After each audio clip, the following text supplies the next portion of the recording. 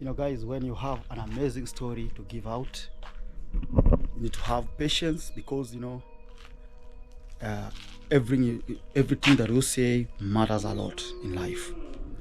So right now, I'm at my village home, typical African village home, guys.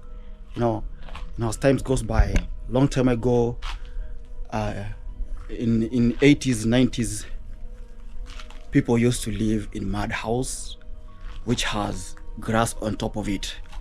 But nowadays, we have at least acquired the modern lifestyle.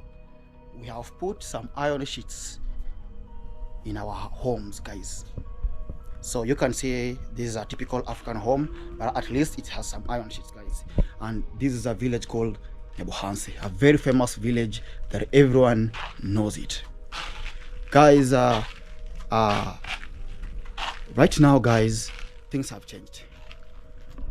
We have built houses around with iron sheets and mud, but at least inside, when you walk inside, you'll see, and the environment inside at least is conducive.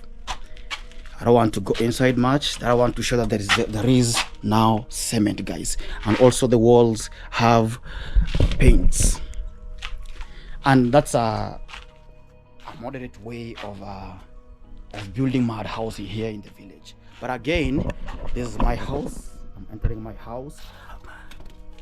From outside, it's a mud house which has no plaster. But when you walk inside, you'll find there is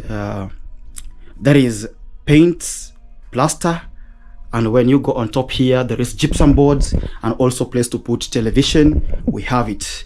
This is the place of put television, and also if you have a sound system which have sound bars, speakers which are long, this is where you put them. This is where you put them, and also this is where you put them, guys. So when you at least have a little amount of money, you upgrade your life, guys. Although someone can see outside that it's a house that is made of mud and some poles, trees, but inside, when you walk inside, the environment is conducive, guys. This is my chessboard. This is my chessboard. You know, I like playing chess. And also, this is my phone, guys. It's a Samsung, and right now, what's the time? The time is 12:51 afternoon, guys. And also, I have my sound system there. My good seats, guys. These seats, I bought them in Tanzania in the year 2018. I had hit a jackpot. You know what that means? I found money, and I was like, what can I buy? I said to buy these seats, guys. It costed me around 30,000 Kenyan shilling to purchase them. That was the year, long time ago, guys. And you see now, I had that money at that time. So that's why you see that my house is made of mud outside, but when you enter in, guys, the condition is different, guys. Here I also have my dispenser. This is a place where I put some water to drink. Yeah, you know, some creativity here. I decided to put here, this one here, it's a tap. These are dumu in Kiswahili, we call it dumu, but it's where I put some water, guys. And this, when you want water, this is where you fetch water from, guys. Now you see, so African, more so people living in interior, you know, people knows lives in Nairobi, but they don't know life in interior. So in this channel also, guys, we show that one. So guys, this is our home, village home, guys. I just want to give you a very little story here that I want to share you, which entails and which also has part of that I've been showing you about African houses, guys. Now, guys, my name is Mangiti, the Village Mirror. Welcome to this channel. In this channel, guys, we showcase African life, we showcase village life, we showcase also part of farming, guys. So my name is Mangiti. I've said it in my YouTube channel. It's called Mangiti, and Mangiti is the third born of a home, an African home of two women, guys. I don't know, that one happens at your home, guys. I just want to share you a very little story. So me, I'm a third born in the family of 4 boys and also 2 girls. So we are 6 in total. And I have my mother, that's her house, and I have my grandmama, that's her house that is plastered, guys. My grandmama, yes. So guys, I was born in this family. At first we were living in a place called Nyabohanse town. That's where we used to live. We used to live opposite the other side. It is iammarwa's home when they were living in Nyabohanse. So guys, you know, we know each other with iammarwa because we used to live with them in the same town, that's Nyabohanse. So we were friends, like, you know, between us there was no buildings. There were a lot of grasses, so it was like a swampy area. And you know, they used to have goats and they used to have donkeys. His father, Mr. Ondari, he has been a farmer for a long time, guys.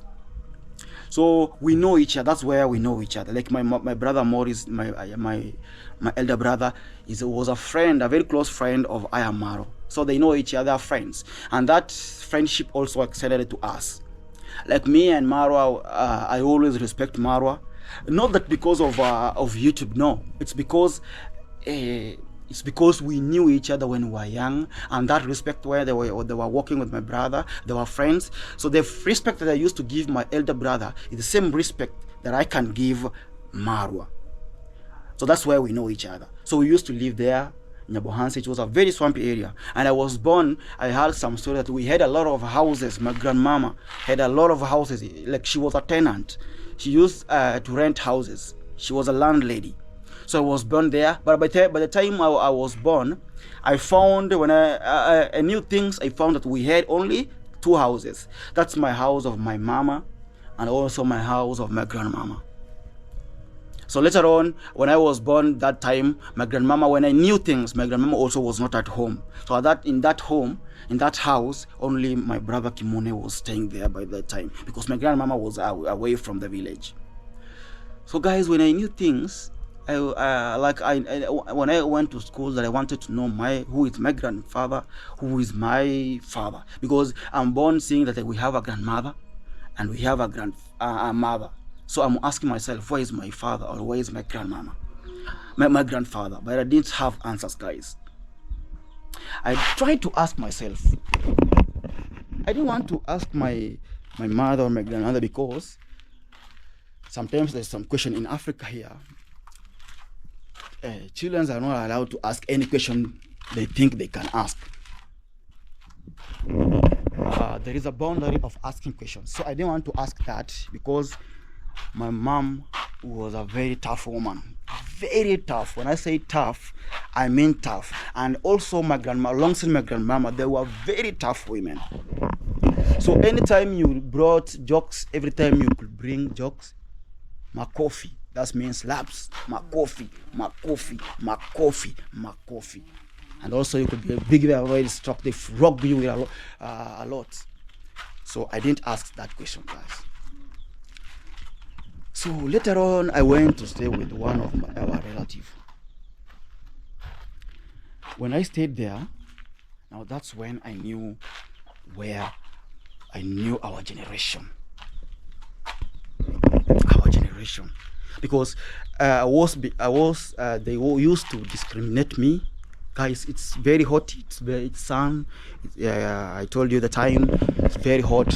But my camera here, I want to do what? I want to look clear, because in the house there's no electricity. So I want to be clear so that you understand me and you see who is talking. So I didn't ask those questions. But when I was discriminated by the family that I was staying there, I used to look after cows. That's when I was in class 4, and I used to go and herd cows. A lot of cows, around 36 cows to 40, around there.